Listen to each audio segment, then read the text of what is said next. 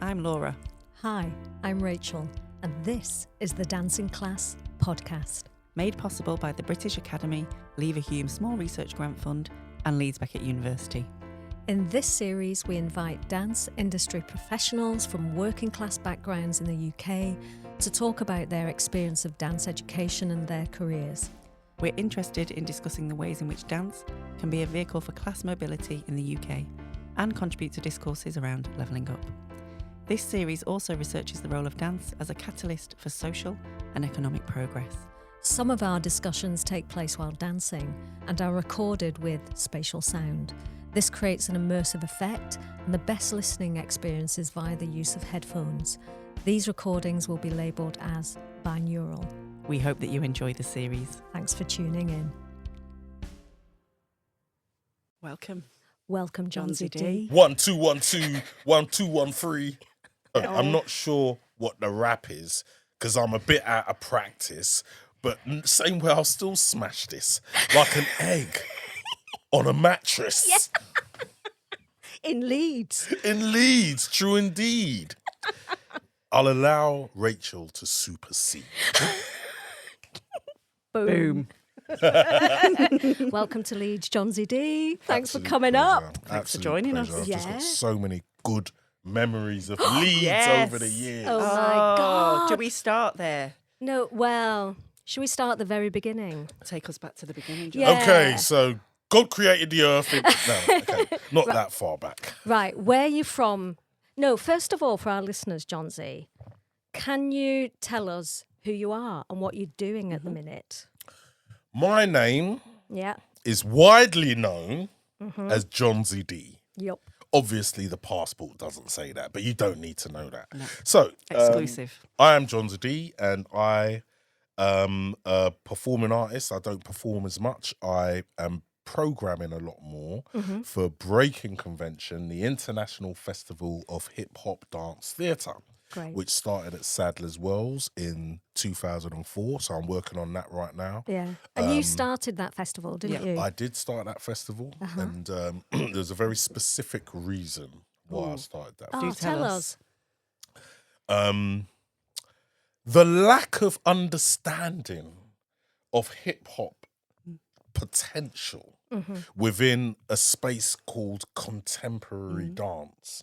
And- For me, the term contemporary dance is dance of today. Yeah. Yep. So it was really confusing while I was studying at the place with Rachel every day in the same class. We'll get into that in a bit. Why this term contemporary wasn't being used for hip hop dance, and that was Yeah. something else. Yeah. And that always really confused me because hip hop dance vocabulary has so much potential. Yeah. And the idea of that in a theatre space, I always thought that could be amazing. Yeah. But I just don't think culturally it was making sense. And do you think that was just in Britain, Jonzi, or? I'd say anywhere where there is a sense of class which affects people's perspective of what they're doing. Yeah. Yep. And I think that the contemporary dance environment, is kind of neoclassical. Do you know what I mean? And, a lot of people that we trained with, the ones that did really well, the ones that were doing ballet since the age of 6 and stuff like that. Remember Not how it me. was. Well, not you, not me either. But I felt that there was a value judgment. Okay. Do you know what I mean? And particularly with street dance. Do you know what I mean? Right. I remember actually once, Rachel, Yeah. we was away in Winchester, maybe, Oh. working with Yael Flexer. Oh, yes. And I remember we were listening to some hip hop at the time. And at the time, we were listening to Old Dirty Bastard. Yeah. And that's not a swear word. That's It's his a name. That's the name. Yeah. And I remember you asked me, why is this good Did I? compared to something else? I think that's kind of a good question. It was a yeah. great question. Yeah. I just couldn't answer it. I was just like, can't you hear it? But to be fair, Old Dirty Bastard, it's not everyone's cup of tea, should we just say. But all that to say that I think that my experience in the contemporary dance world, I didn't feel as though people understood what hip hop was at the time. Yeah. And it was in the late 80s anyway as well. So that was still like the early days in a way. Right. Yeah. And in what ways, Jonzi D, when you said you didn't feel that there was value there, what made you aware of that? What kind of just switched talking you onto about that? breaking and doing it, and people like looking at it and with a slight, gentle smile. Oh, that's cute. Right. Do you know what I mean? Interesting. It wasn't. I didn't feel that it was something. Okay, if you don't feel that you need to learn it, then I question what your perspective really of it. Interesting. Do you know what I mean? Because why wouldn't you want to learn how to break or pop or lock if you're interested in movement as a creative source of, or at least the vocabulary being where you're making choices to make theatre. Yeah, for sure. Did- And I suppose there's a bit of validation that comes with its inclusion on a syllabus, for instance, within a particular institution.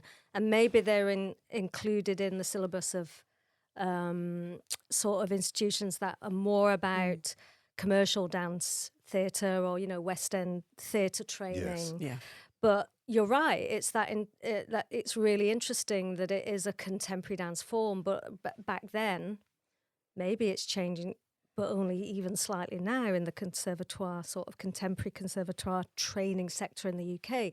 It's still not like the mainstream within that syllabus, is it? No. It's really interesting. You're more likely to find it probably in the more commercial dance courses. Yes. So, but anyway, can we go back to your roots? Okay. Where were you born? Where are you from?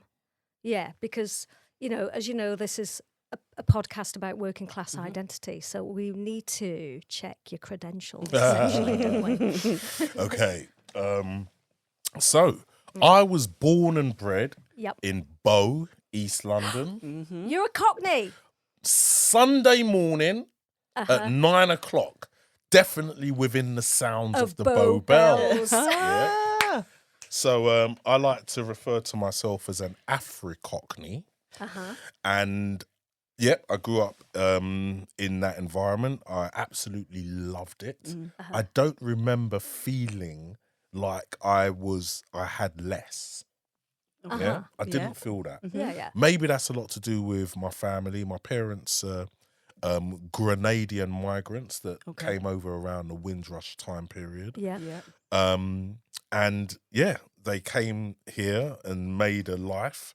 I'm the last of 6 kids. Wow. Yeah. So I grew into a community. It was very much, fighting to be heard. And, I think maybe there was a little bit of wanting to be heard. So you do surprise maybe me. I was the loudest one.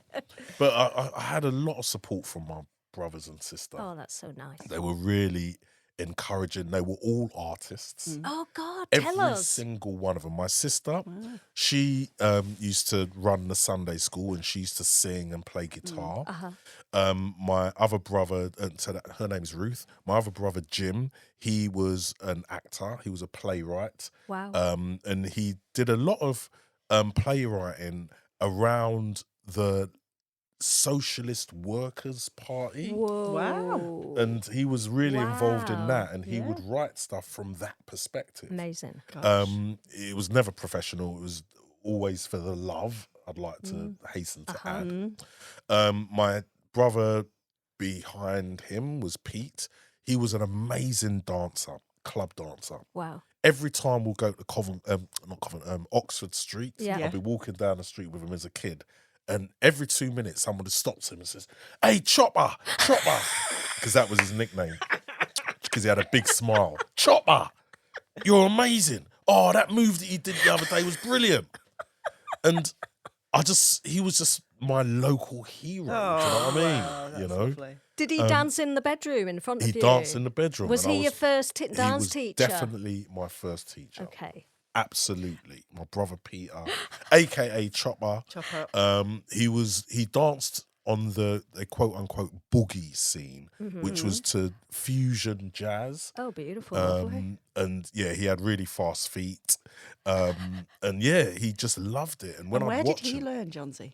he learned in the community. Okay. Yeah. There were no classes for this type of dance. Yeah. He It was went to like the club. clubs. Yes. Yeah. Yeah. Absolutely. Social.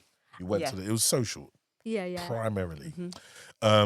So yeah, he was like, I worshipped him. He was such an amazing dancer, and I hope he hears this. Then We there was do my too. brother Joe. Joe used to be in a marching band, Oh, cool. and he would play the bugle. Oh my God. And he'd wear all the get up and stuff. And Yeah. I'll never forget that he went. The band was called the Redcoats, and he went to America Wow. in like 1985 or something Yeah. like that. And I just thought, you are amazing, you know, simply because Yeah. he went to America to Absolutely. perform in Yeah. 1985. Yeah. So that was really special. My brother Tim, he was kind of a mixture of Joe, who was in the marching band. He played in the marching band. You know, there's 3 drums that Yes. they play. Yeah. Yeah. That they hold That they onto. carry. Yeah. March. Yep. So he used them. And he was also a great dancer. And we used to go clubbing together when I first started going clubbing. So yeah, they were all performers, Yeah. but none of them made money out of it. Okay. None of them was professional. Yeah.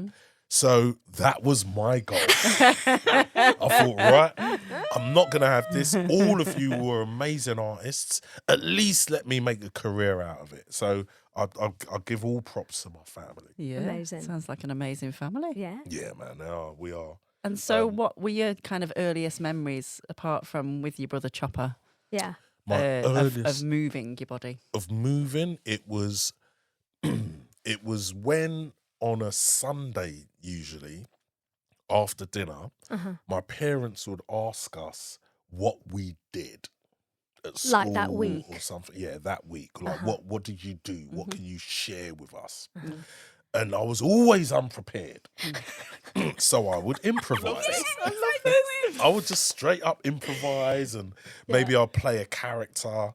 I used to enjoy doing, How old were you here? I was about 8, 9. Right. Okay. And I would enjoy doing the character that Lenny Henry Oh yeah. did. Yeah. I don't know if you remember a character. Oh, Kid. Yep. him. Yep. And I would perform that, and my parents would absolutely love it. And yeah, interestingly, they shielded us from the black and white minstrel show. Mm-hmm. Do you remember that? Yeah. That was actually on telly, yeah? Bonkers. Absolutely crazy. Yeah. And What a world. and I remember wanting to see it, but my parents were like, oh, no, we don't like this show. Interesting. And I didn't know why. I thought it was kind of fun, really. And then once you realise that they're mimicking me, Yeah. Yeah. then it just all shifted. You know, my dad was quite political, and then not that he would talk about it, but there was a book of Muhammad Ali that was on. I remember seeing it every day, and he had arrows. I don't know if you saw this famous picture of him. He had arrows in him, with little bits of blood coming from him. Wow. And I remember that image being really powerful growing up of this guy who was clearly brilliant at what he did, clearly proud of what he did, yet he was attacked and targeted. You know? Gosh. So that was something that stayed with me, and I guess it encouraged in me a desire to be confident about change. Beautiful. And do you think this was around the same age when you're sort of maybe starting to think about your identity in the world? And I'd say a little bit earlier than that. Okay. I think I started to understand who I was around about the time where I first discovered hip hop culture. okay, Yeah.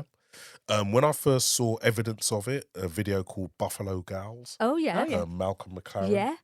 Yeah. And I heard this weird sound. What is that noise? I don't understand. And then when I saw that it was hands on a turntable going back and forth Brilliant, and making this rhythmic noise. Yeah. I was like, what sorcery is this? Yeah, well, let me I was have just it. like, I want to know.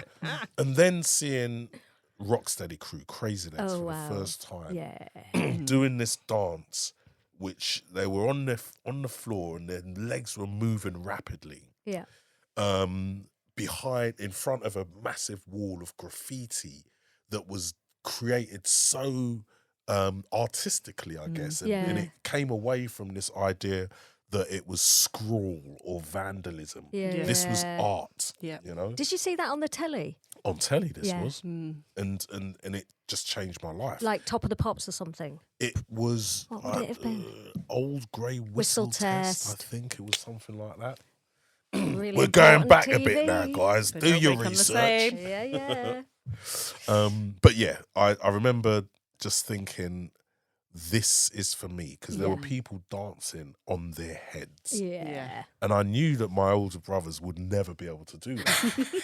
I was like 12, 13 at the time, Yeah. and it was clearly that dance was for me. They Yeah. dressed like me. Mm-hmm. They just wore tracksuits and trainers, and that was fine. Yeah. You know, Yeah. whereas the generation before that, it was late 70s. It Yeah. was quite florid and colourful. And Did you and do any dance trousers. Like at jazz. school by this point? Yes, we did country dancing. This has come Oh. up quite a We bit. did country I did it. dancing, We yes. all Yeah, did it, I did, yeah. basically. Yeah. Yeah. And what I loved about that was holding hands with everybody. Do you know what I mean? It was just nice to hold hands, boys, together, girls, yeah. all together. You know, I really like country dancing. I liked the spirit of country dancing, and also it felt accessible. It didn't feel like you needed a very supreme technique to do this. It really was social dance. Yeah. And because you were doing it with everyone in your class. Yes. Yeah. Yeah. Yeah. And it didn't feel like who was the best. No. That wasn't important. No. What was important was engagement. Yeah. That we were all part of it and we were all doing it together. Yeah. Yeah. So yes, that was the dance that I first started doing. Uh-huh. And then in secondary school, we also had dance on the curriculum. Amazing. Interestingly though, I in primary school was more interested in drama and acting. Uh-huh. Yeah. And when I went to secondary school, that wasn't on the curriculum. Right. Oh, okay. Only dance. Dance was. Okay. But that was fine. Yeah. For me, it was performance. It was exciting. I was learning something. It was very Yeah. physical. Yeah. And interestingly, obviously at that time, there weren't as many boys doing it. Mm-hmm. So I felt quite brave at the time to say, I'm going to commit to this. Yeah. Yeah. Because my other friends, this is tough East London we're Yeah. talking, and a lot of my friends were like, boy, what are you doing that for? Mm-hmm. Yeah. But they didn't, it's interesting. I still got support. They didn't feel that they could do it, Mm-hmm. but because I was, I guess, part of the gang Yeah. and I chose to do it, I Yeah. got respect Yep. for that. Amazing. Mm-hmm. Do you know what I mean? I Yeah. wasn't the weird one that did this. I was Great. part of the team Great. and I did this dance. Yeah. So that felt Great. really good. Was that like GCSE dance? CSE. CSE CSE. dance? It was 2 years before it became GCSE. Right. Okay. And where was your school, Jonzi? I'm just. It was in East London, Yeah. Poplar. My primary school was in Bow. My secondary school was in Poplar. My primary school was called Devons Road. It changed about 25 years ago to Clara Grant, but I will always remember it as Devons Aw. Road School. Yeah. Yeah. And I used to love performing in school. We used to do these big plays. I remember Nice. there was a modern version of Scrooge, and it was called, I can't remember what it's called, but my character was called Alfie Roughcuts, Mm-hmm. and he was meant to be a punk. And it was crazy because, interestingly, look at it. So, as part of my get up, I had Union Jack socks. Oh my God. Yeah, Incredible. up to just below my knees. And at the time, I didn't associate the Union Jack with any political Sure. leaning. Yeah. Yeah. Yeah. Yeah, just thinking about if it was now though. It'd be quite different. It would It'd be be quite very different. different. Yeah. Can't just wear good Yeah. old Union Jack. Yeah. Anyway, And so your dance teacher at school then, because you said you were interested in drama but dance was available, was your dance teacher was a dance specialist, presumably? yes, she was. Amazing. Yes, she was. I will never forget her. I'll forget her name. I will never forget her energy and how positive she was. I remember we were doing our exams and it was in a big hall where we usually did dance. And this particular teacher, she walked past my desk and put an article on it midway during a flipping English exam or something. And the image was of Paul Lyberg wearing his blue tights.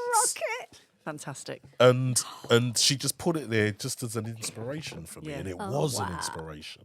Well, he was, wasn't It he? was a Yeah. complete Oh my God. inspiration, especially when I saw him in the flesh. Yeah. And when was that? This was at the place, Yeah. London Contemporary Dance School. So just before we get Yeah, there, before we you're get at high school, and then did you realise, right, I could study this after high school? Or did that dance teacher Interesting. go, Jonzi, I think you need to do this? My dance teacher was very encouraging. Yep. My careers advisor, on the other hand, Oh, here we go. I We've all know. got this We've story, all got Jonzi. it. he said, "Oh, I just want to check the height, your height, yeah." And he was alluding to that maybe I'm a little bit too short What? to dance. Yes, Wow. yeah. Wow. This is at the time I'm watching the Hot Shoe Show with Wayne Sleep. Yeah, Famous for You know, his height. famous for his height or lack of, and I just thought this guy's a joker. You know what I mean? I could blatantly see Yeah. success in this thing. Yeah. So at that point, I thought to myself, there's a conspiracy. You know what I mean? They don't want us to dance. They don't want us to be creative. They don't want us to be artists. And I weren't having it. Yeah.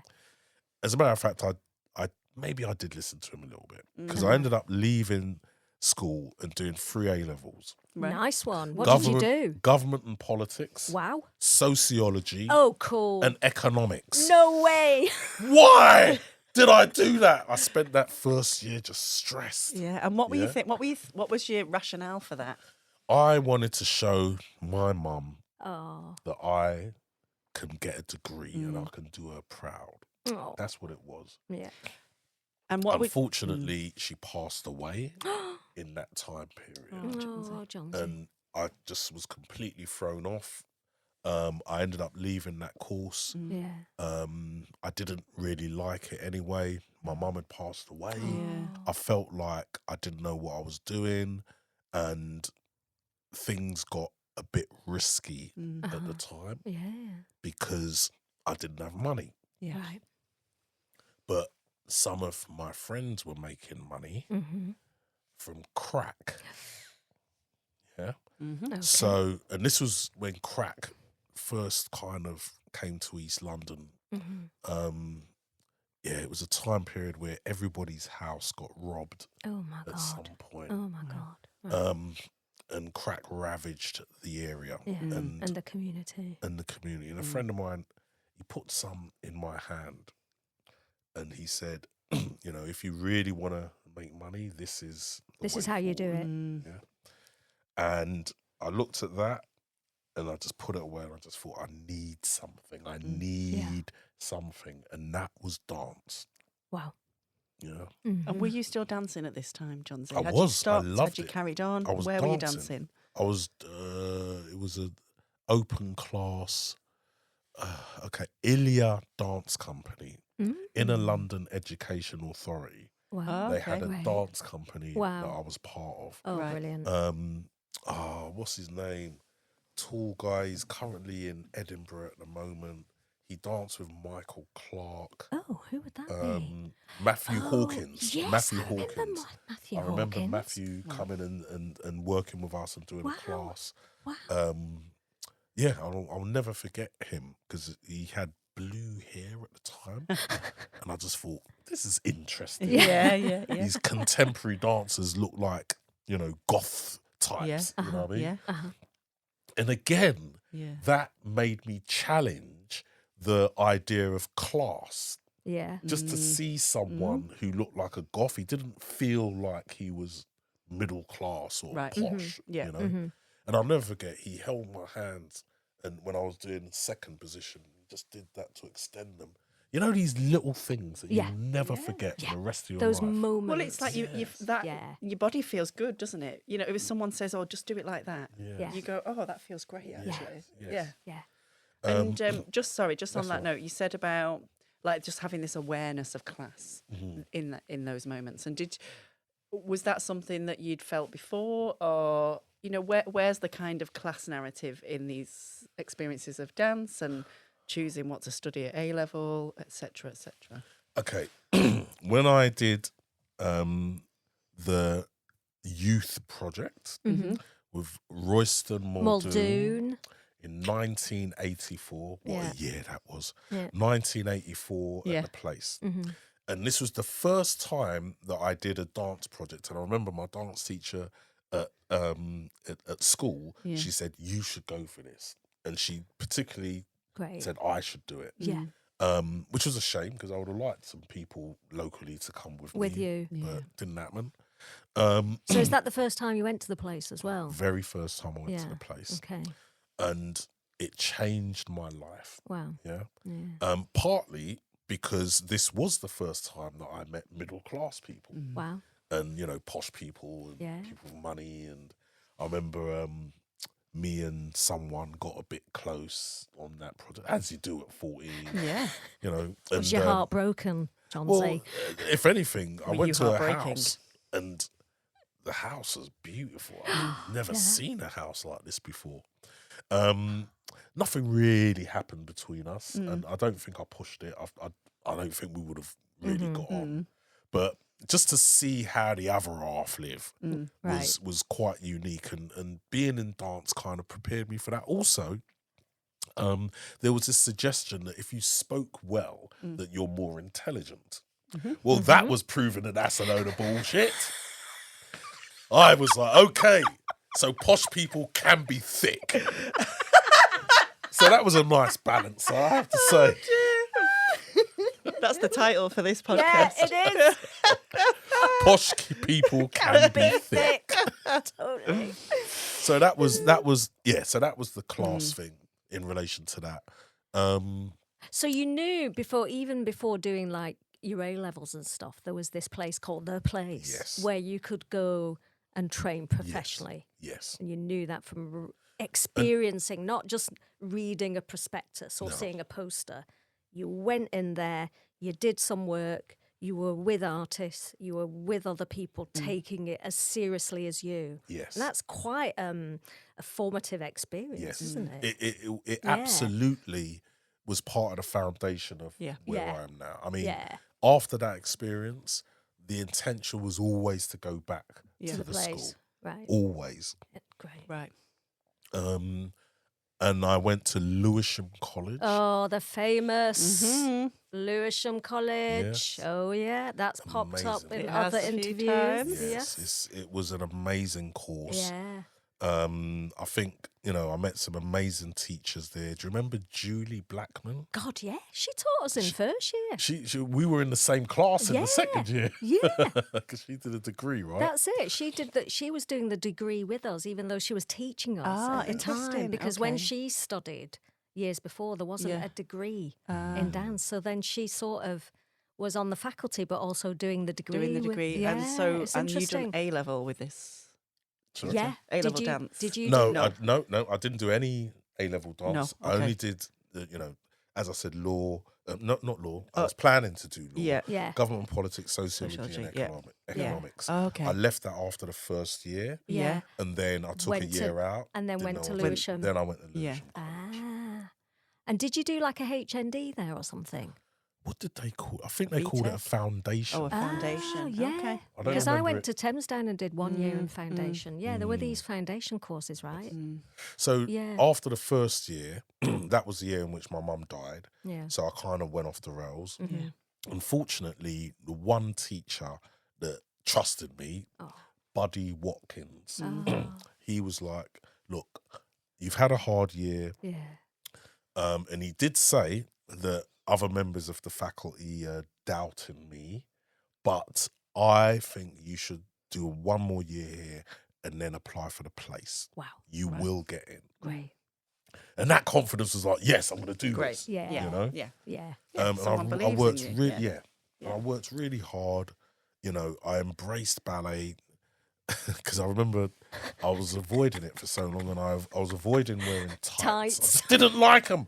Why do I have to wear tights? I just didn't like It's a fair question. It is. Yeah. Well, can we have a photo of that, please, for the website? Ooh, imagine Now we are that. asking. I've got some photos. Oh, dodgy. So basically, I remember one day I come running in late to ballet class, and I ran down just to do class with my tracksuit bottoms pulled up as tightly as possible. Yep. And she said, no, I only allow people if you're wearing tights in this class. Okay. So I said, okay, no worries. Juliet Codlin. Do you remember Juliet? Juliet was in our year. Okay. She was an amazing dancer, black woman, amazing dancer. She was almost like a lot of extreme Extension. yeah. Yeah. But she wasn't like loose. Right. And that was what was really trendy in dance at the time. Yeah. And she Right. wasn't like that at all. But she was Yeah. an amazing dancer. But anyway, she was at the top of the stairs. She was like, oh, it's all right. I've got a pair for you. And the thing is, they were 10 denier tights, yeah? So, and I didn't have a jock strap. So I'm pulling them on top of my baggy Y fronts. And it was a baptism of fire. I'll you bet. know? I'll bet. But equally, after that, I just didn't have a problem with No, wearing it. No. After after that. wearing that, you can wear anything. Yeah, this is. And did it improve your love of ballet at all? You know how I ended up getting into ballet was by basically taking the piss. You know, I just didn't necessarily believe in epaulement and this kind of showing, this kind of the way of dancing. And it just didn't feel right. Yeah, and it didn't feel like me. So I had to put on a character. Yeah. Okay. Yeah. I am Rudolph. I am Rudolph right now. And yeah, that was the only way I could You do could it. do it, But it and you did worked. it well. It did Yeah. work. Yeah, It yeah, worked. yeah, yeah. It worked. Amazing. And then you got into the place. Yeah. And then I got into the place. And that's where we met. And that's where we met.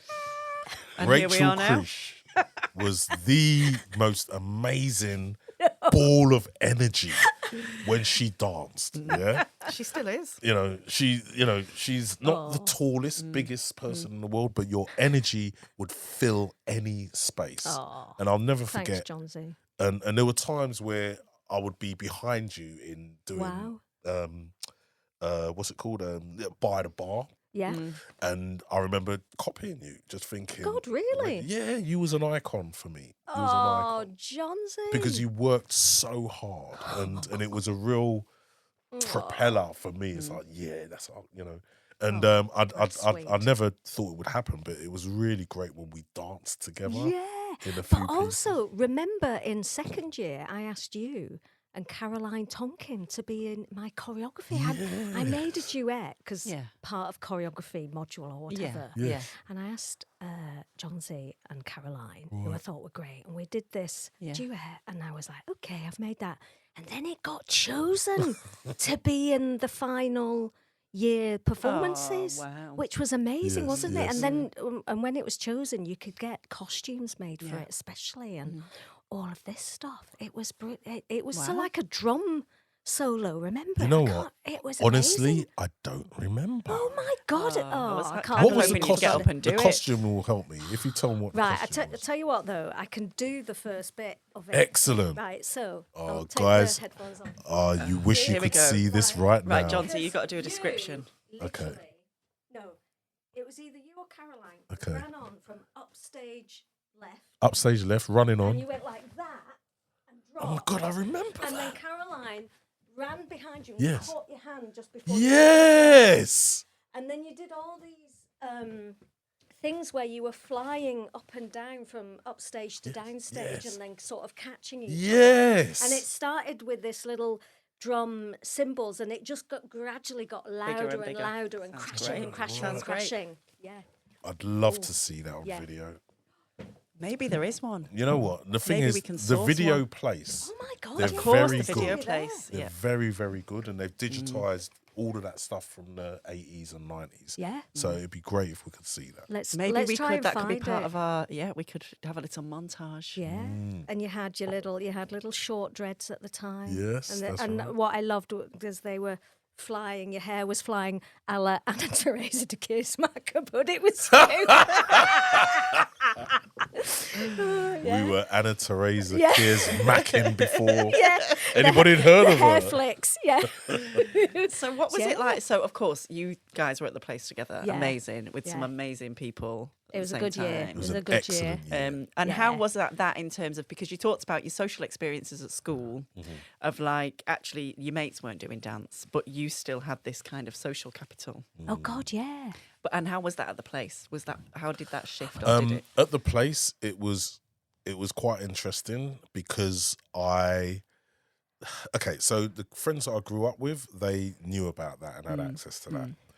But I was just getting into the rap scene, and I was not confident telling these new friends, who had records out and were in the industry and stuff. I was really concerned about letting them know That you were that dancing. I was wearing tights. I yeah, mean, yeah, sure. I would say, I go to a theatre school. I just wouldn't say dance. For some reason, I Oh my wasn't God. confident with that. Yeah. So they just didn't know until one day where I saw Frosso. Oh, gorgeous. Frosso And Trousseau. Me and I was with my Trusa. boys, and then she come running up to me, "Oh, David!" and hugged me and. And Frosso has always been a stunner. I love in the, tall, an elegant, amazing woman. beautiful Yeah. Greek woman. And With loads of she style. fancied me. Okay, she might not have fancied me. She You might not sure? have fancied You me, sure? but it felt like she did sometimes. But anyway, This is an exclusive. so she grabbed me and kissed, and all my friends were like, Wow. "Is that you, John? Yeah. Is that you?" And then they wanted to come to see shows. Yeah. Yeah, and I remember there was a couple of shows that we did that they'd come along and they'd be hanging around and, "Hey, what's your name? What's your name?" Yeah. And I remember that we were staying. It was Natalie, Ellie, and Vanessa. I think they were Yeah. staying in Hackney, Ah, which is just down the okay. road from Bow. Yeah. Yeah. So me and my friends, we would all engage Gorgeous. and hang out all No. together. Brilliant. Yep, Really yep. nice. So your two worlds. Yes. Started Yeah. colliding. Yeah. Beautiful. It was so nice because they overlapped. Do you know what I mean? Yeah. And it also just says something for me about how we can just get on. And I know it sounds a bit rose-tinted, specky, but all we need to do is just be around each other. Yeah. That's all we need And make to do. friends. And Yeah.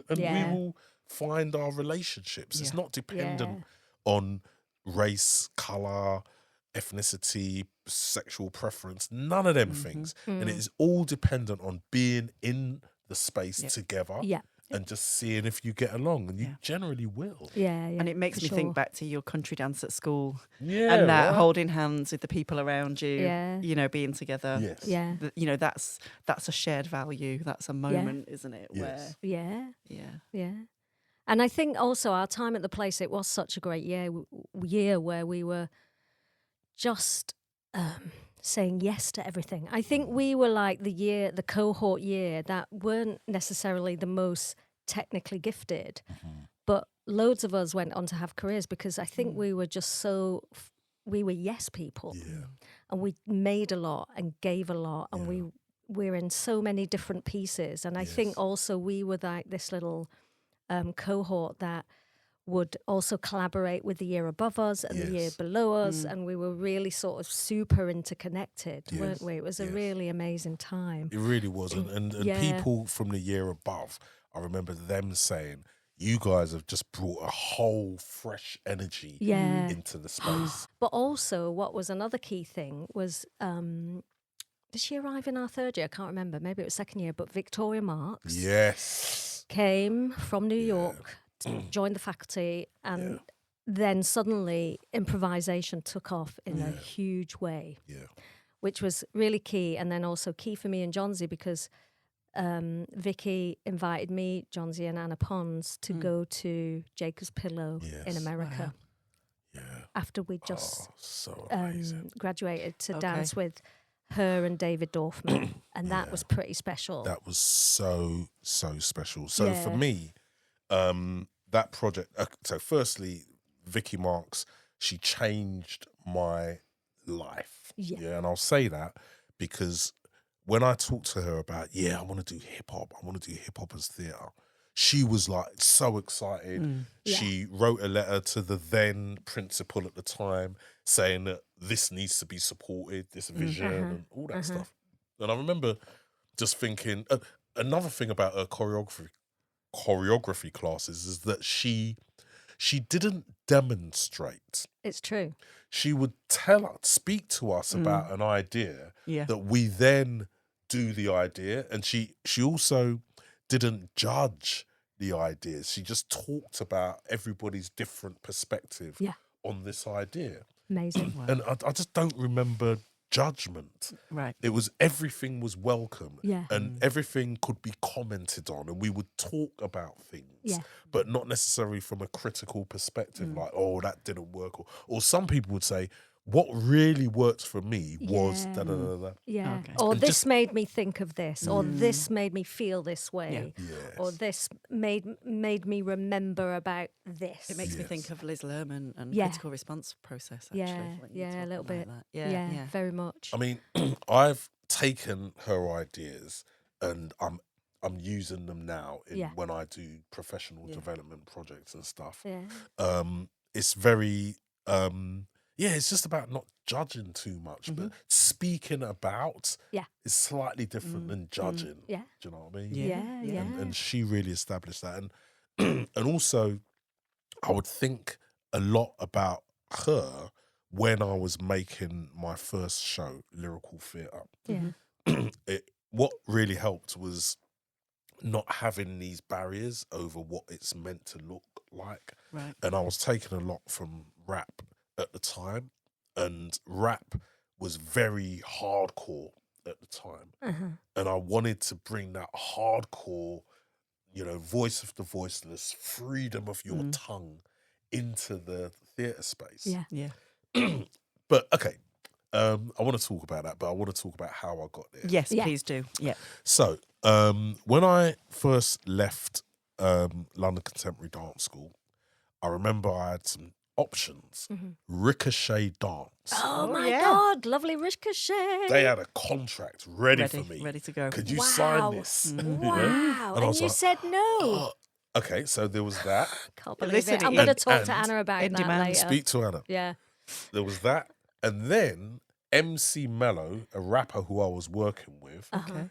said, Jonzi, do you want to come on a European tour with the No-brainer, isn't famous it? groups Contest. Gangstar and Yeah. J. Rue the Damager Yeah. for a tour for 5? Yeah, of course I you was are. like, I know what I'm doing. I know where my bread's buttered. Yeah. So I That's did the that. economist in you. Yeah. It was partly economist, but definitely cultural. And I'll tell you Yeah. why.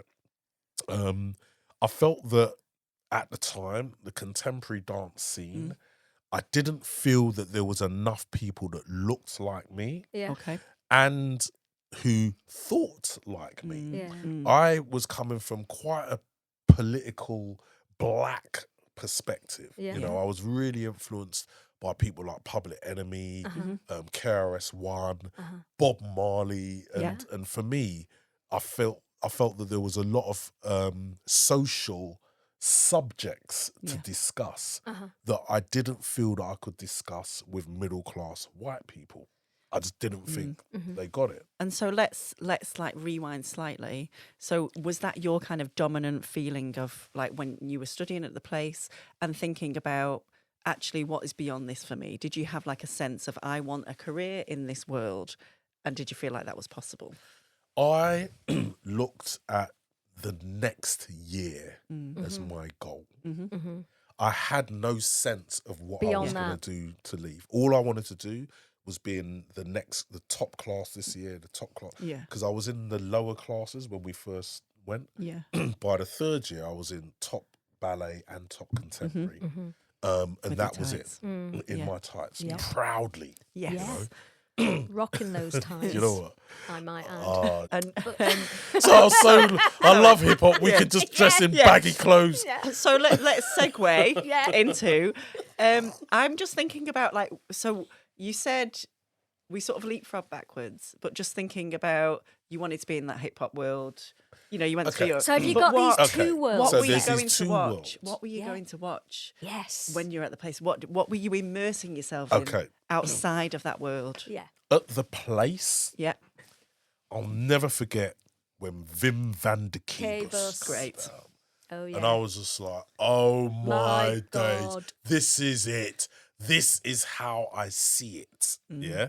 Because I felt that with his movement, there wasn't any epaulement, like kind of trying to be pretty. Yeah. Well, it was just when raw. Euro Crash was like Yeah, what a time. totally burst on the scene, and it was like energy Yes, beyond energy, belief, wasn't energy, it? running, And jumping, cool, just looking falling, cool. Looking rolling. cool. Yeah, looking cool. You know. Yeah. And for me, that was when I started to connect more with the concept of contemporary Yeah. dance Interesting. beyond the technique Yeah. that we were told was contemporary dance, Yeah, which yeah, I was yeah. always like, this is neoclassical.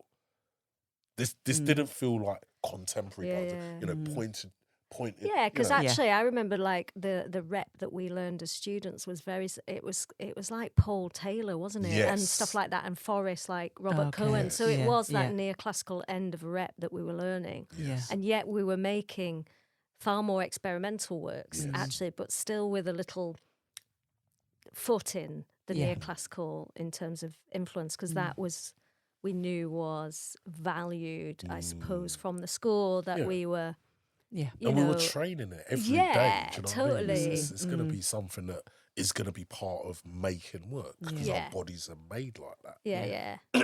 So I felt that, okay, so one of the challenges that I felt was culturally, I didn't feel that contemporary dance, the scene, was working for me. Mm. But hip hop Was also really- started changing. Yeah. Hip hop started getting into this gangster madness. Yeah. And what sort of time are we talking then? Mid-90s. Mid-90s. Mid-90s. Yeah. This East Coast, West Coast gangster thing. And I remember growing up with hip hop as it being a socially conscious movement Yeah. in which people were encouraged to fight the power Yeah. and don't believe the hype, you know, and by any means necessary, and HEAL, human education against lies, and self-destruction. There was a track called Self-Destruction where all these rappers got together to talk about the ills of society and what was going on.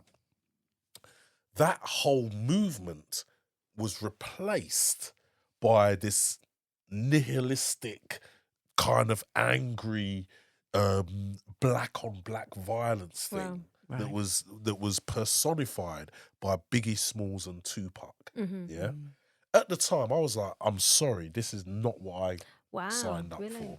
I signed up for the original values of hip hop, which is peace, love, unity, and having fun. Yeah. So I felt disillusioned with contemporary dance And and that with hip world hop as at the well. time. Yet I loved them. Yeah. So what could I do? And Yeah, that yeah. was when I started making my work. Your own work. Lyrical theatre, Yeah. which was bringing back that socially conscious hip hop, but also using contemporary dance ideas in the proscenium arch to do it there. Yeah. It's really interesting because I always remember that. So we were invited by Vic to join her at Jacob's Pillow. So me, Jonzi and Anna got on a flight to Boston, and me and Anna got through customs really quickly, and then we had to sit and wait for Jonzi, who was, you know, a young man with dreadlocks, and he was questioned for like, Was it 2 hours even or something? It felt like about an hour, to be honest with Maybe you. it was an hour. Maybe for you guys it might have felt longer. We were just me and Anna were just so Yeah, worried yeah. and worried for Jonzi. Jonzi, yeah. And then he finally got through, which was like such a huge relief. So there were. and- Go on, yeah, go on. I was no, gonna but then I remember, like, jump forward a little, like 2 weeks later, being on a break, like, and we're standing outside this gorgeous theatre. Jacob's Pillows in the heart of the Catskills. It's this sort of like utopian dance Yes. place. And then we were chatting with the director of Jacob's Pillow. He was sitting there in his suit, and you started doing like what for me was like the early Aeroplane Man. Oh, As well, just started rapping about it. And he was completely transfixed as well. Right. So that, and for me, like that also that experience of going through security to gain entry into a country, which was still like a real physical memory for us.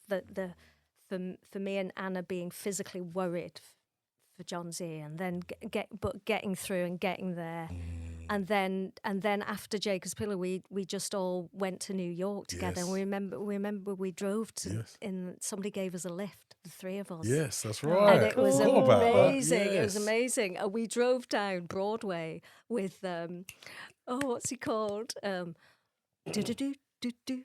On Broadway. Oh, what's he called? You know, the most famous. Dun, dun, I've just had a brain. dun, dun, dun, Do-do-do-do-do. Yeah, no. George but Benson. George Yes, Benson yes. on Broadway. Yeah.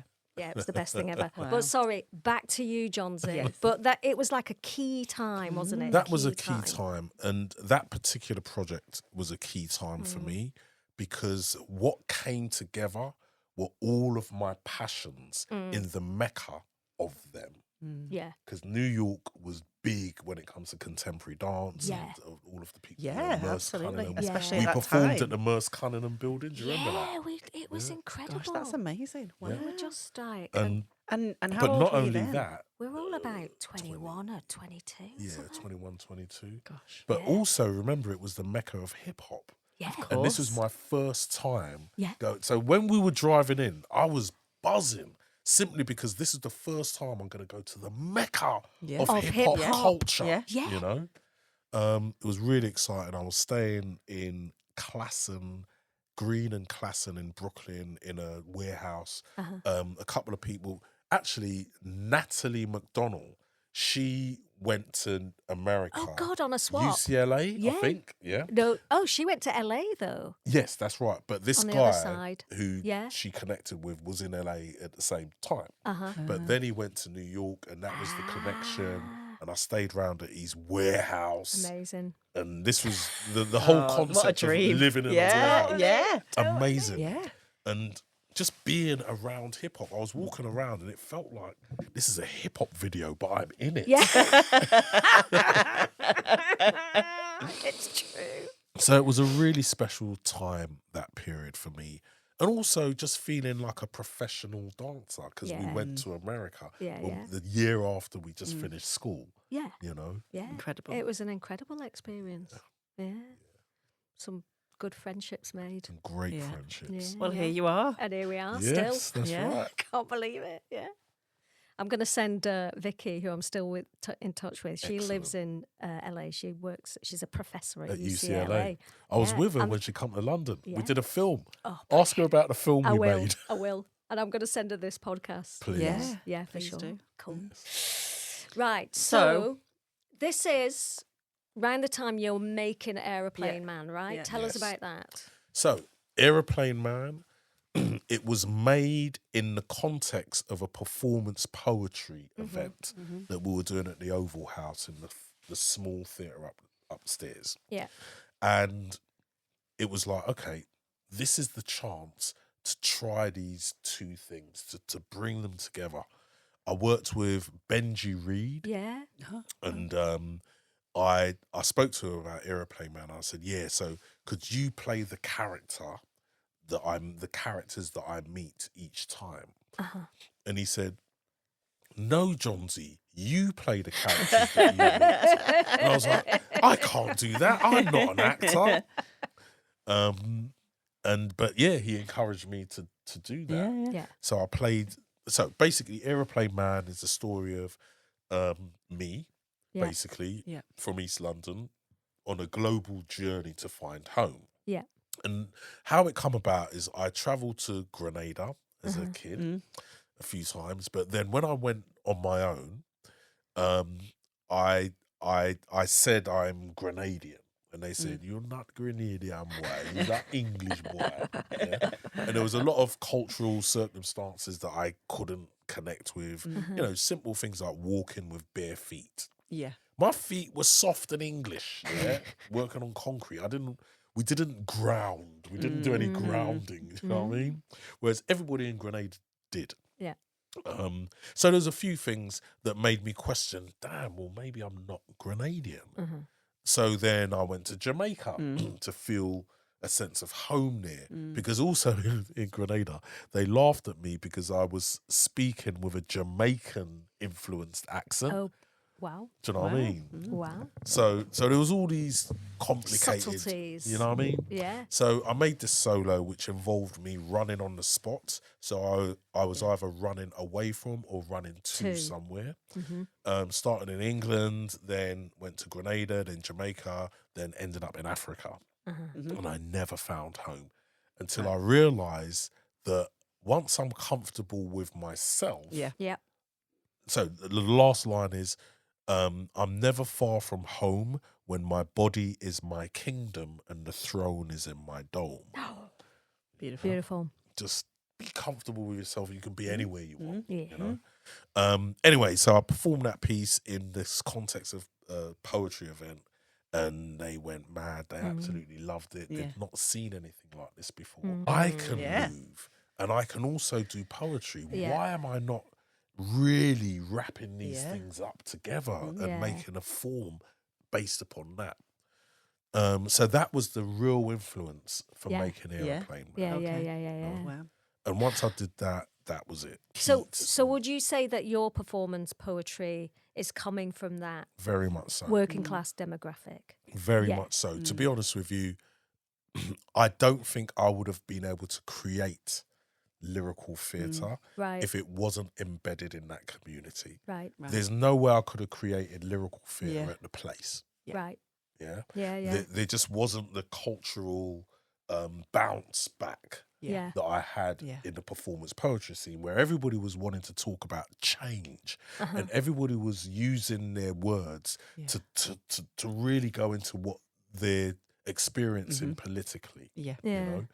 And I didn't get that much in dance, or at least the politics wasn't the politics I was interested in. So being part of that performance poetry environment really helped me to free my creative voice and combine all of these different elements.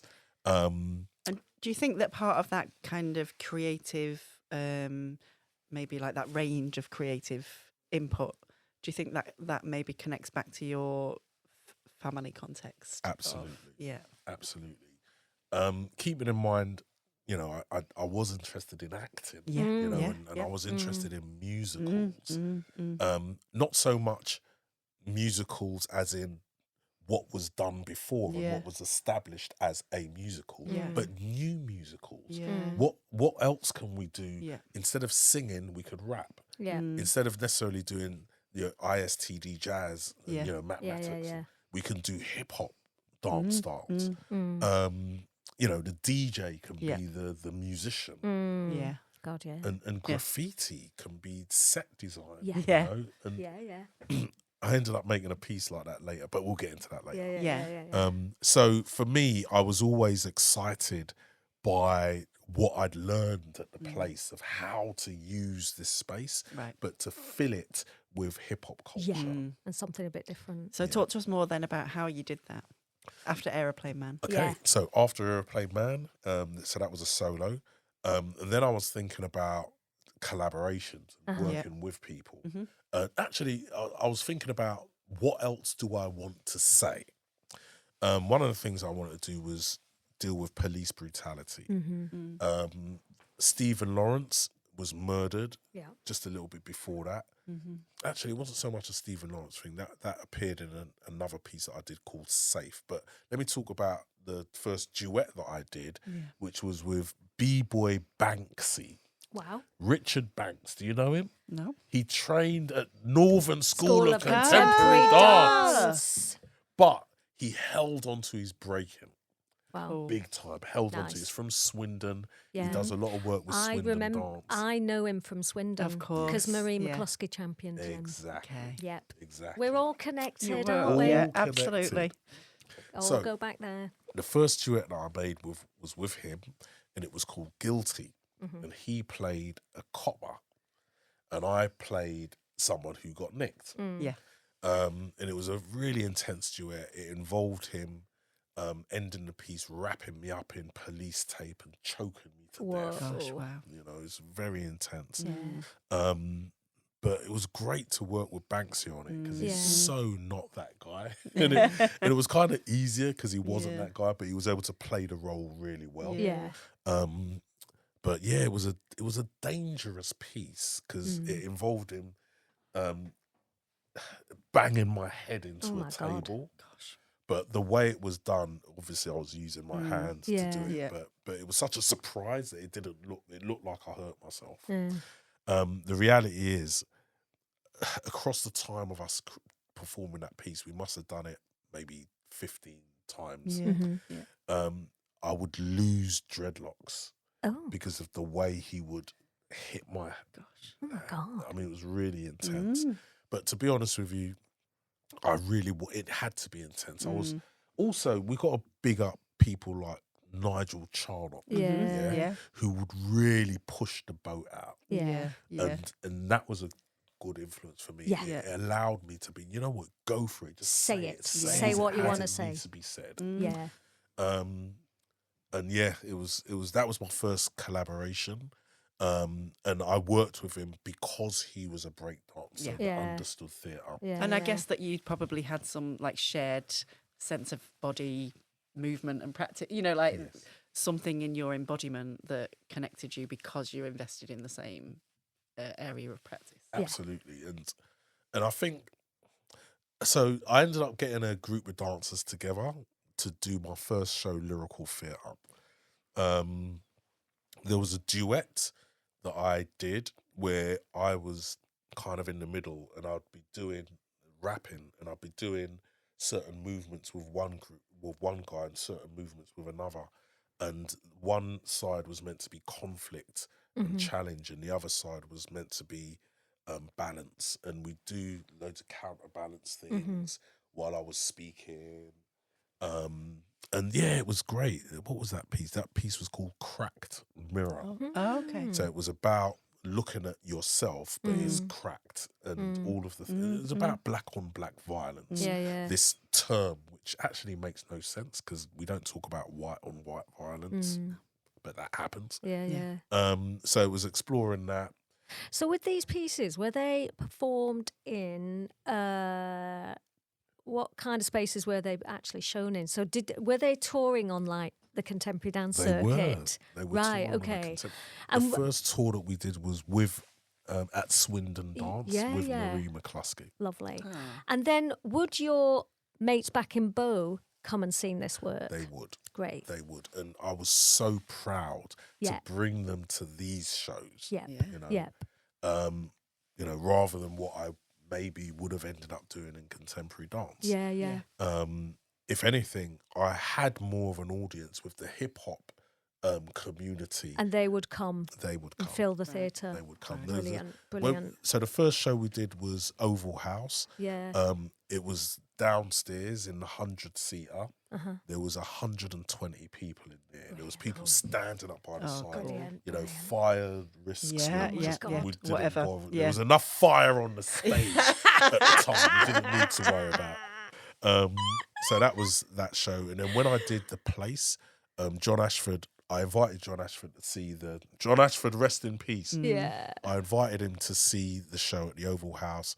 He said, we're not doing resolutions. We're going straight into spring loading. Brilliant. We did a Wednesday Wow. night. Quite an It accolade. had sold out. Brilliant. There were returns queues around the Lovely. side. It was How amazing. cool. And that particular show, it felt like the greatest show that I ever did. Oh, And it was mainly because nobody had seen this anything type of like work Yeah, yeah. in that You know, kind of context, in that of context. that space. Yeah. you know. Yeah. Yeah. And yeah, I went full kilter. Like the language was quite extreme, and Yeah. some of the subjects were extreme. So were you getting like Arts Council funding at this point? Yes, at that point I Great. did. Oh, wow. Actually, no. At that stage, no, I hadn't. I was paid a fee, which just about managed to stretch because I had a live band as well that I was Wow. working with. And then I was artist in residence at the place for that year. And then I got my funding after that. Yeah. Great. Wow. Going up in the world then. It was going up in the world. And at the time, I felt like it was limitless. Yeah. The potential. The potential, Yeah. yeah. Because there wasn't anybody doing that type of work. Yeah. Yeah. So for me, so the next thing that happened is we did the Barclays Stage Partners. Wow. We got money from them. Barclays, yeah. And I did a tour of one piece, which was Aeroplane Man. So most of the Yeah. pieces in that work were solos, duets, or trios. Okay. Uh-huh. And it was an album. The first half was very raw, very harsh, I guess. The second half was a little bit funny, had a bit more humour in it. Uh-huh. The first half was just a DJ. The second half was with a live band. And so the piece Aeroplane Man, out of that, we extended that. So each country that I went to was a whole scene. Uh-huh. We toured with 9 dancers Wow. and 5 musicians. Amazing. We had a whole set and Wow. everything. And we toured up and down the country. We did Manchester, Contact. Amazing. We did Newcastle. We did Leeds. What's the dance? Carriage Works? Yorkshire dance. Yorkshire dance. Cool. Cool. Or was it Carriage? No, it was Yorkshire dance. Mm. We did a few venues. I can't remember off the top of my head. You know, the grey matter starts to fail after a while. But So yeah, the working class boy from Bow did good. did good. We ended up doing the Royal Festival Hall. Yeah. Not the Royal Festival. Queen Elizabeth Hall. Queen Elizabeth Hall. Twice. And Alistair Spalding, he was working there Yeah. as head of dance. Yeah. And he said to me, Jonzi, have you got any more work like this? What's your next piece? And I said, you know what? I'm not really that excited about me doing work. But what I'd experienced is touring lyrical theatre internationally. I saw loads of other companies that were doing hip hop Yeah. dance-based work. So I said to him, no, let's do a festival of hip-hop Brilliant. dance work. Yeah. I wasn't interested. I was more on a political level about justifying hip-hop in these spaces. Yeah. I wasn't so much interested in me doing my work, which was hip-hop as well. Yeah. But I wanted a community. I wanted to show Yeah. that this isn't Jonzi's thing. This is theatre's thing. Yeah. And theatre needs to open up its doors for this type of work. And would you say that hip hop is coming from a working class route? Absolutely. Like there's no doubt about that. Hip hop came from adversity. Yeah. Hip hop came from not literally the streets. It's an interesting way of describing this form that is from the streets. Yes, there was an element of that in the Bronx, electricity would be taken from street lamps to play music outdoors, you know? So there was that. But obviously it happened indoors as well. What happens when it rains for you know what I mean? Yeah, your cardboard would get all soggy and you couldn't spin on your head Especially anymore. in West Yorkshire. It rains all the time. So, you know, I think that the term street dance felt more like a description of the social context in which this form came from. Yeah. You know?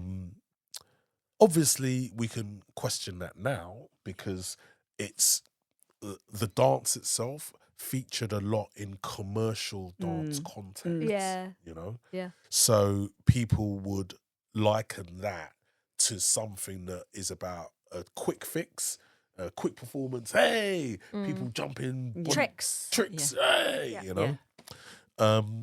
But anybody that's part of hip hop culture, we know it's a lot more than that, and there's a whole philosophy that is behind the culture, which comes from the adversity from which it was born. You know, Yeah. it wasn't like classical ballet with Louis the 6th, 17th, 18th, I don't know. But King Louis in France, who codified this dance form, which came from the court dances. Mm. Do you know what I mean? Yeah. It was a very different social context. Yeah, for sure. And I think that anything in which you walk into a building and there is someone that's going to teach you how it's done, you know, that's not social dance. That's I mean, it's like you're talking about democracy, right? Yeah. Like democratizing those spaces. Yeah, for sure. And actually hip hop being a vehicle through which that can be more possible, perhaps. And interesting that it comes from this place of adversity or like marginalization or being on the fringes or something that is other or outside of, you know, these dominant forms, but actually the possibility in that to think about de-hierarchalizing. Yeah. That's not a word.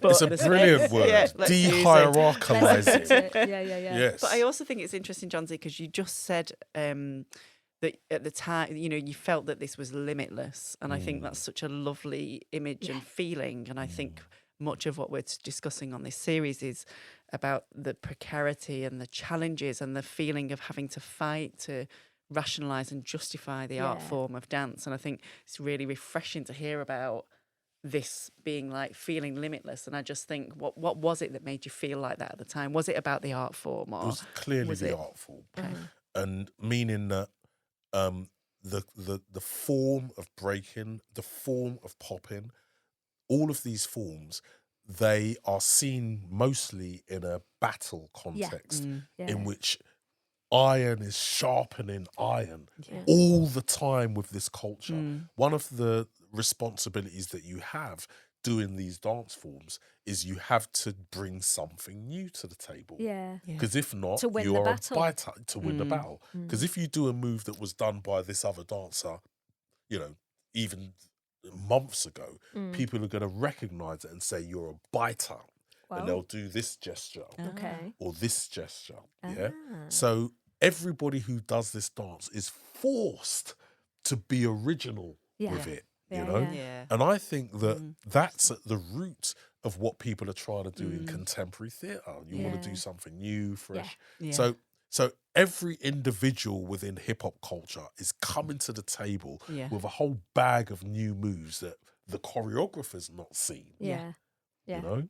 So I just think that we are in a really good position to change the face of what dance theatre looks like. Simply because of this responsibility that every dancer has to be original. And how... So Alistair was at the South Bank and then he went to Sadler's Wells. And so did Alistair take you with him there then? How was that? Because in a way we see Sadler's Wells as quite at the top of a hierarchy in terms of the size and the prestige of it. And all the symbols that come with that. And often, you know, they program very companies that might perhaps be seen as high art for some, you know. So how was it for you to enter that space and really plant hip hop in that space as well? Okay. When I first went to Sadler's Wells, I saw Forest. Oh God, Robert Cohen. Yes. Yep. And I remember thinking to myself, wow, this is so cool that this dance that hasn't got no music to it, but just these sounds of Sounds. forestry. You just and wanted to people. wear the unitard, Well, didn't you? The their tights. unitards, Yeah. but their Tendenia. tights were Green. brown and green, yeah. and they Like a faded forest. into Yes. Yeah. and just all of that. I just remember thinking to myself, this is a great stage for doing weird stuff. Yeah. You know, Interesting. so I don't. For me, my experience of that space wasn't set up with regular commercial ballet or commercial dance at all. It was the most abstract, and this is before I Interesting. went to London place. Contemporary, and I remember just being so excited by Yeah. the weirdness of this, and Yeah. these abstract images when I was much younger Yeah. to quote unquote understand them. Do you know what I mean? I Yeah. fully got it. Yeah. I mean, if I think about it, though, for me, even like back in the 90s and stuff, when I was a jobbing dancer in London, it never, Sadler's Wells always felt very accessible to me. It was never like I would have, to me, the Royal Opera House would have been a bit posh for me. Yes. Yeah. But Sadler's Wells at that time never felt too posh. Yes. It was like, that's the home of contemporary Yeah. dance. So it felt like there was a different feeling there in terms of like class hierarchy or something, which is kind of interesting. Yes. And you were feeling that way too, I suppose. Well, what were what I wanted to do was exorcise these classist demons, and what was intentional was breaking the convention of these spaces. Yeah. You know, Yeah. that was Yeah. important for me. What was Yeah. important for me was we want to get an alternative voice and a hip hop voice, which is actually not as an alternative as we think. Yeah. It's actually becoming the dominant voice Yeah. of culture. Yeah. Yeah.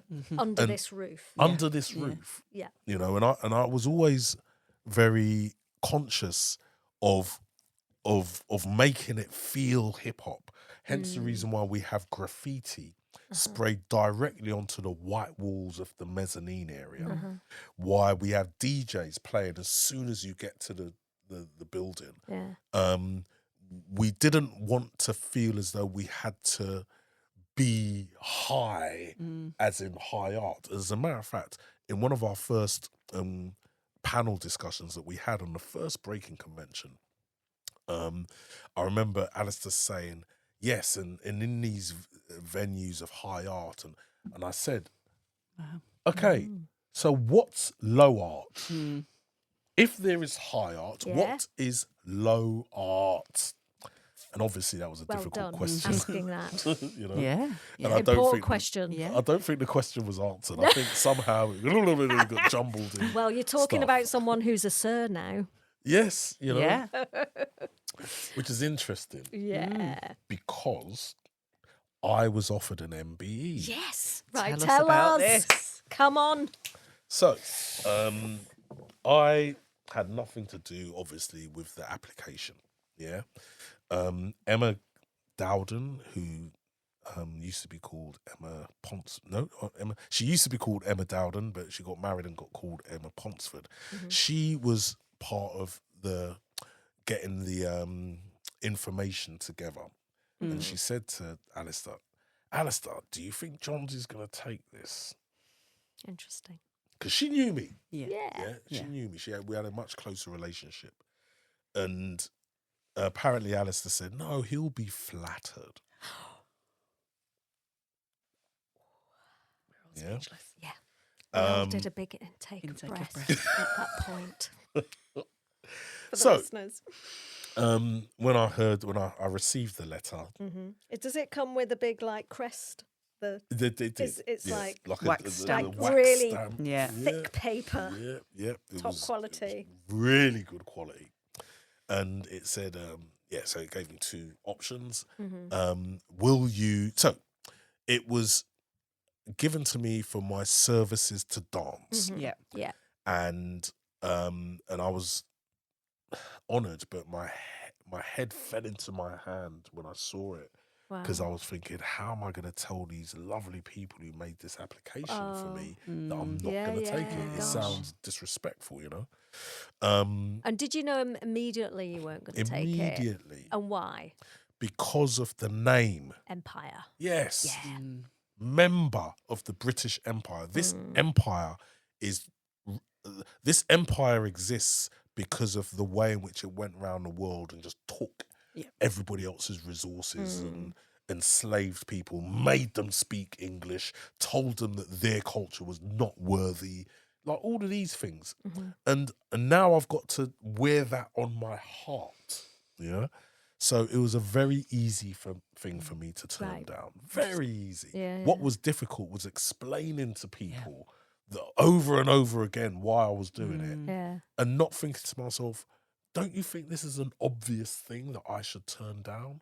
Do you know what I mean? Not just me, anyone. Was it Tony Benn? Politician? Yeah. He turned his down. And what famous actors are Lots of there? Loads of people. Yeah. Like, I think David Bowie turned one down. Yep. But I would imagine for some people as well, it's a difficult one to navigate and decide and unpack for them and untangle for them. Yeah. Well, after calling my wife, the next phone call that I made when I received it was to Benjamin Zephaniah. Rest in peace. And he turned his down, right? Famously turned down his OBE. Yeah. He made a documentary about it called No BE. Yeah. And so I spoke to him, and I love it that you can just call him up. Oh, you could have just called him up. Yeah. Just one of my So jealous. Speed dial. loads of numbers, Yeah. Yeah. I just said his name and the number. Benjamin Zephaniah. Ring, ring. Jonzi.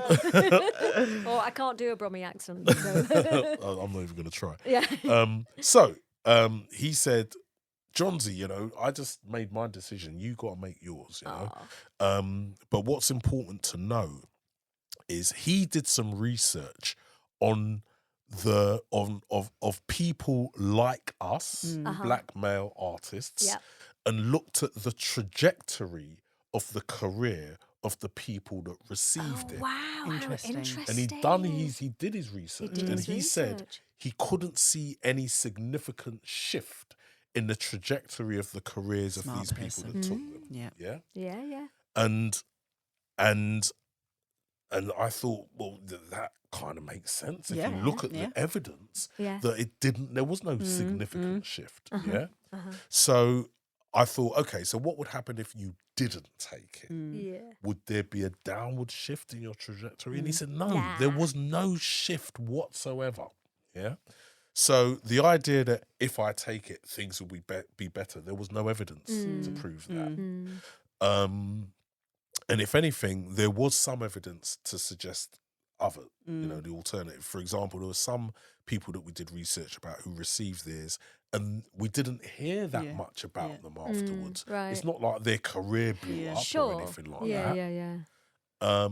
So that was the case, and then I was thinking, okay, so anyway, I ended up making a solo about it. Of course. Yeah. Of course you did. And this was after a while of not making work, not necessarily being inspired to make work. Oh, I was much more wow. inspired to help others. Yeah. So when this happened, I was like, okay, I've got to do a piece about this. So I made a piece, and it was much more word-based. And it was the voices of all of the people who had something to say about it. Right. So I played Alistair. I played a young kid that I bought weed from, and his mum, who was really upset that I didn't take it because she wanted me to take it because she wanted me to be a visual role model for her son, who was selling drugs. Gosh. Yeah. So she wanted me to take it so her son can see that there was an alternative thing. Yeah. And there's also a case for someone visually who looks like you Exactly. walking into that space and collecting your medal. Absolutely. Yes. And it's important for people who look like you Yes. to be invited into that space Yes. as well. Yes. So that's another reason to take it as well. That you is know. another reason to take it. Yeah, But my maybe. argument with that Go on. was, do I need verification Yep. from There's that one as these well. from these people who are clearly not necessarily on my side. Yeah. Yeah, David Cameron. Oh, God. Really? Oh, shit.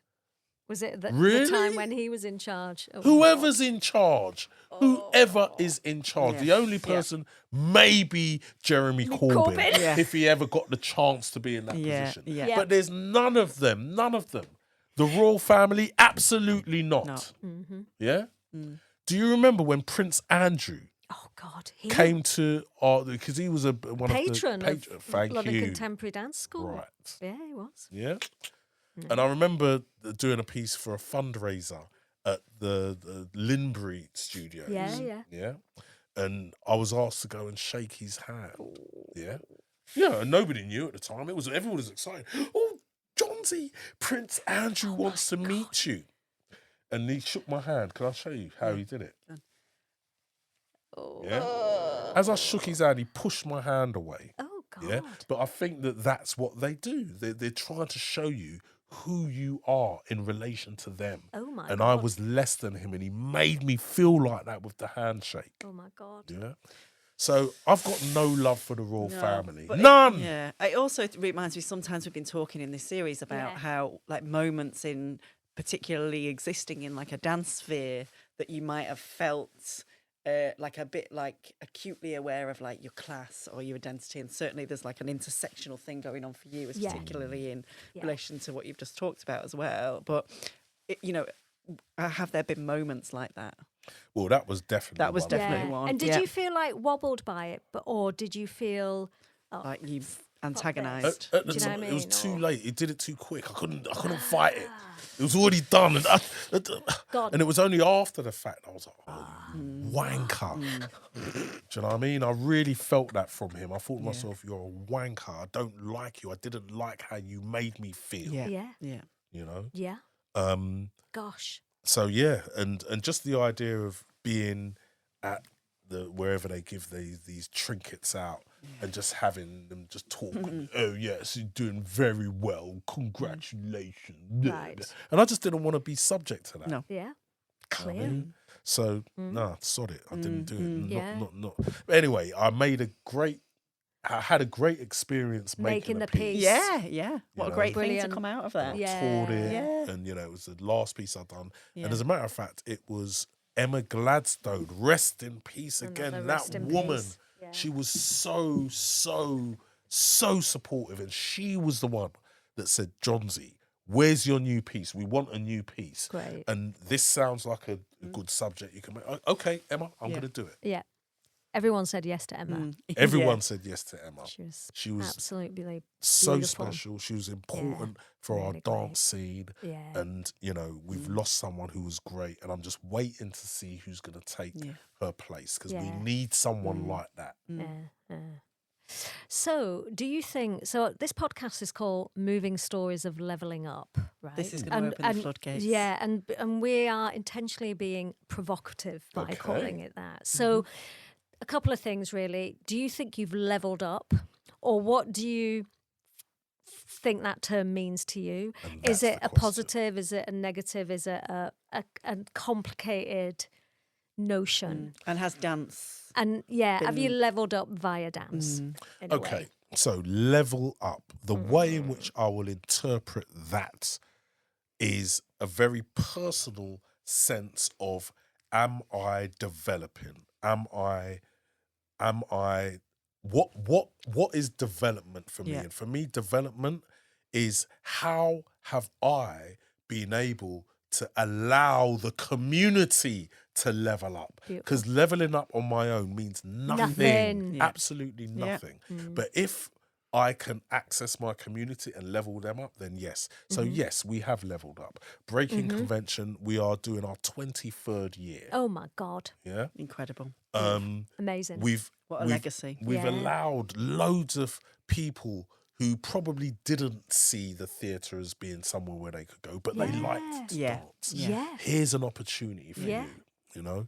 I think that the effect that we've had on contemporary dance in inverted commas has been distinct. Yeah. And you've 100%. seen the hip hop vocabulary in a lot of Totally. contemporary dance companies. Totally. You know, And you could look at- spaces. in Yeah. spaces. You could look at people like I don't know anyone who's doing really well in contemporary dance. What's his name? Israeli choreographer. Oh, He trained Hofesh. Hofesh, You yeah. can see a lot of this type of language in his work, and he'll tell you, yes, I'm influenced, and Yeah. I love hip hop and acid jazz and stuff. We had that conversation, you know. What's the other Israeli choreographer? Woman, Yasmin Vardimon. Jasmine Yeah. Badman, yeah. She works with hip hoppers in her work. You know what I Yeah. mean? And then you've got people like Ivan Blackstock winning Olivier Awards Wow. for the work that he's doing. Wow. You know, what's his name? Another dancer. He'll be so upset that I forgot his name. Dixon Mbi. Okay. He's doing stuff with the ballet and the ballet company in Scotland, Scottish ballet. Scottish ballet. And he's coming from a hip hop perspective. Amazing. Do you know what I mean? Fantastic. But he ended up Yeah. doing a lot of work in contemporary dance, working with Russell Malifant Oh, Yeah. yeah. quite closely. Absolutely. So it's great to see not only hip hoppers getting a chance to do theatre, but contemporary dance being influenced by what, Yeah. Yeah. by hip hop culture. Yeah. You know? Yeah, for sure. So for me, the whole scene has leveled up via hip hop, Interesting. and I'm not going to take credit for that. I'm not going to take credit for that. All I will say is that the community that I'm from have leveled up. Beautiful. Beautiful. That's really beautiful. Are you going to wrap us out, Jonzi? Yeah. Wrap you out. What's the name of this podcast again? Dancing class Dancing Class. or class. Class. How would you class, say it in class? Class. Okay, so Cockney I'm You're in not. So Leeds we'll now. say class. Would you yeah? say class? Yes, And if you're like an East End boy, is it class? definitely class. Class. Definitely class. Yeah. And I wouldn't say that we leveled up. I'd say that the rest of culture have come to meet us. Yes. How about that? Yes. Totally and utterly. Thank you for Thanks, Jonzi. travelling up Yeah. north, Absolute Jonzi. pleasure. Thank you for inviting me. I just think it's really important that we keep talking. Yeah. You know, because Totally. right now in the world today, there's so much division. Yeah. Yeah. There's so much blame. And the idea of people blaming migrants for the biggest problems in society, you are losing the point. Yeah. There's people that run society that are playing us all. Yeah. And we're fighting amongst ourselves for stuff we should not be fighting. We're fighting against each other because we're all Brock Pocket. We're skint. We haven't got the money. There's this so-called financial crisis that's happening, but actually there's communities that are making more money than they've ever made. Yeah. Yeah. And once we start looking at that, then maybe we can find solutions. But we're not going to find them by blaming people that have got nothing. Nothing. By blaming people who have the least. Yes. Yeah. It's disgusting. Yeah. It We need to totally is. fix up, you know what I mean? And Yeah. I'm hoping that arts and culture can bring us closer together. Yeah. And yes, that's what my answer to it all. I've got all of the answers. You've got all the answers, Well, Jonzi. I Thank think goodness. we can save the world through dance. We can. I've always thought that. Absolutely. Yes. That's the one thing that we can't argue about. No, no. 100%. Boom. Boom. Thank you. Boom! Thanks, Jonzi. Thank you.